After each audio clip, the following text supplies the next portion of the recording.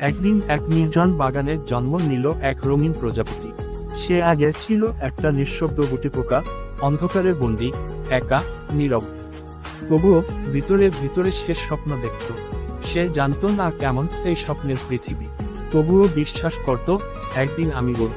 অবশেষে এক সকাল তার ভেতর ফেটে বেরিয়ে এল রঙিন পাখা। কমলা, হলুদ, নীল, এক নতুন জীবনের আহ্বান। সে উড়ে গেল ফুলের খোঁজে, ছুঁয়ে দেখলো রোদ। সে যেখানে যায় রং ছড়িয়ে যায়, ফুলেরা হাসে, শিশুরা দৌড়ায়। সে হয়ে ওঠে আনন্দের বার্তাবাহক। কিন্তু একদিন আকাশ কালো হয়ে এল। বৃষ্টি নামে হঠাৎ এক শক্তিশালী ঝড় তাকে ছিটকে ফেলে দেয় মাটিতে। পাখা ভিজে যায়, কাঁপতে থাকে তার শরীর। সে ভয় পায়, ভাবে এই বুঝি আমার শেষ।